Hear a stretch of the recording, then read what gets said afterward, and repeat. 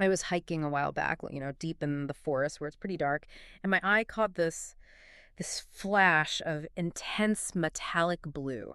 Oh, wow. Yeah, and my first thought was, okay, that's trash, a piece of plastic, maybe a lost earring or something. Hmm. So I walk over, and it's this tiny, hard berry on a plant. The sheer intensity of the color in that deep shade was just stunning. Okay, let's unpack this. Today we're diving into Pollia condensata, the marble berry.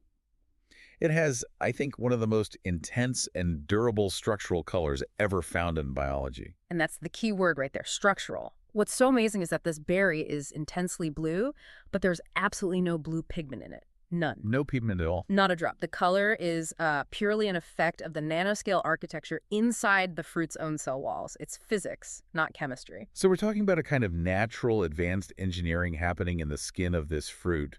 What's the fundamental building block here? It's cellulose microfibrils. I mean, we're talking about the single most abundant biopolymer on the entire planet. Just plain old cellulose. Exactly. But it's how that cellulose is organized. It's arranged in these incredibly dense microscopic layers. And how are those layers stacked to create such a specific, brilliant blue? They're stacked with a twist. Imagine a tiny microscopic spiral staircase. Okay. Each layer of cellulose fibers is rotated just slightly from the one below it. So as you go deeper into the cell wall, the fibers create this perfect spiral, this helicoidal structure.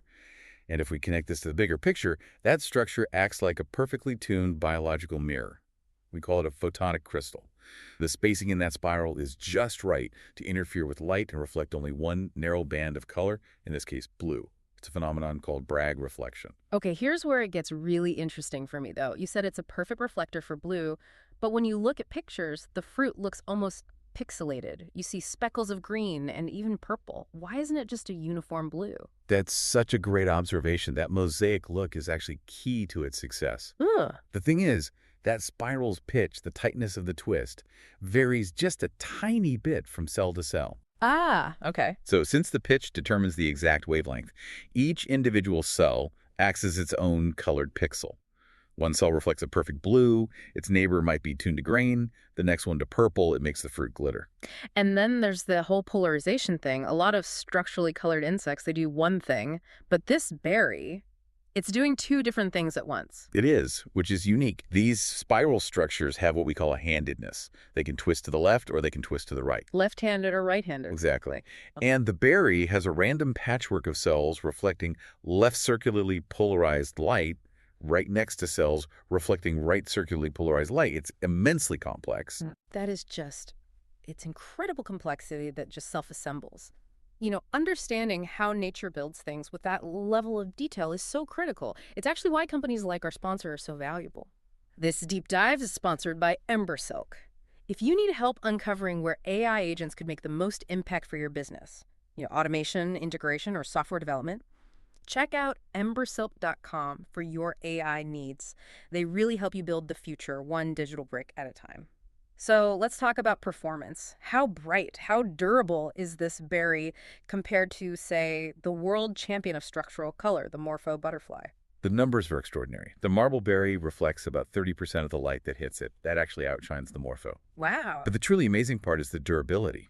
Because the color is architectural, it's locked in, it can't fade like a pigment. I mean, there are herbarium specimens collected back in 1974 that are still just as brilliantly blue today as they were decades ago. So what does this all mean for us, for developing new sustainable materials?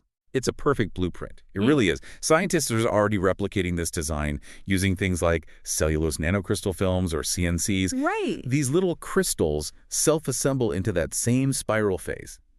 And by just tweaking that twist, we can create pigment-free, incredibly durable, color-fast materials for textiles, for coatings, even for anti-counterfeiting measures.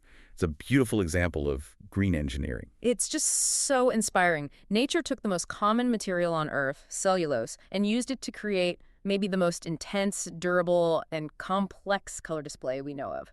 It's a masterclass in sustainable innovation. And that leads to a wonderful final thought, I think. The berry achieves its maximum visibility, its ability to stand out in the dark forest, not by being perfectly uniform, but by embracing that subtle cell-to-cell variability. It's a powerful lesson in what makes for a truly robust and brilliant design. That's a fantastic insight. If you enjoyed this deep dive, please subscribe to the show. And hey, leave us a 5-star review if you can. It really does help get the word out. Thanks for tuning in.